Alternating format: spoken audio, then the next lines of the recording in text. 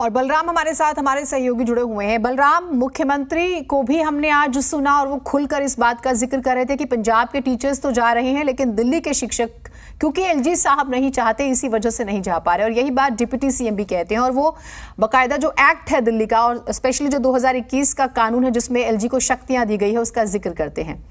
यानी कि ये मान के चले कि नाराजगी खत्म नहीं हो रही है और अब फाइल साइन होगी नहीं होगी, दबाव बनाने की कोशिश तो हुई है। आज पूरी खबर बताइएगा।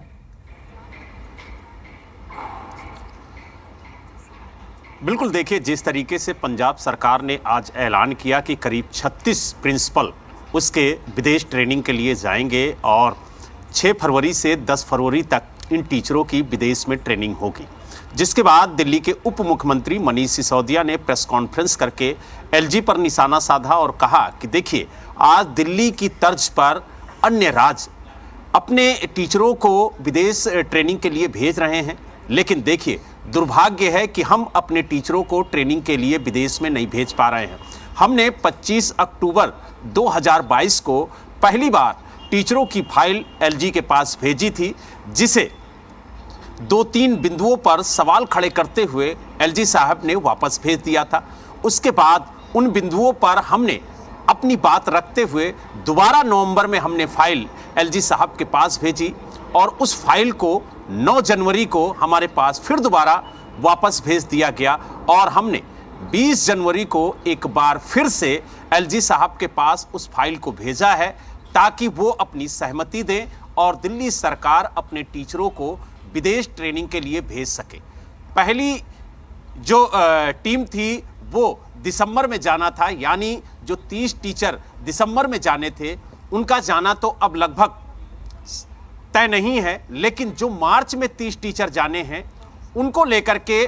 दिल्ली सरकार एलजी से बार बार अपील कर रही है कि कम से कम जिन 30 टीचरों को दिसंबर में जाना था उनका जाना तो कैंसिल हो गया है, लेकिन जो मार्च में टीचर जाने वाले हैं उनकी फाइल तो कम से कम साइन कर दीजिए, उनको तो सहमति अपनी दे दीजिए ताकि वो टीचर तो विदेश जाएं, कम से कम वो ट्रेनिंग लेकर के आएँ ताकि दिल्ली के गरीब बच्चों को बेहतर शिक्षा मिल सके। उन्होंने ये भी हवाला दिया कि आज दिल्ली में जिस तरीके से शिक्षा क्रांति आई है उसको लेकर के जो अन्य राज्य हैं वो दिल्ली के पैटर्न को अपना रहे हैं, यानी दिल्ली में जिस तरीके से शिक्षकों को विदेश भेज करके उन्हें ट्रेनिंग दिलाई जा रही है, उसके बाद जब वो वापस आते हैं तो अपने बच्चों को बेहतर शिक्षा प्रदान कर पाते हैं। और इसी तर्ज पर आज पंजाब सरकार अपने टीचरों को विदेश ट्रेनिंग के लिए भेज रही है और उन्होंने ये भी सवाल खड़े किए कि चाहे वो पंजाब सरकार हो या देश की कोई भी राज्य सरकार हो, जितना अधिकार उसे अपने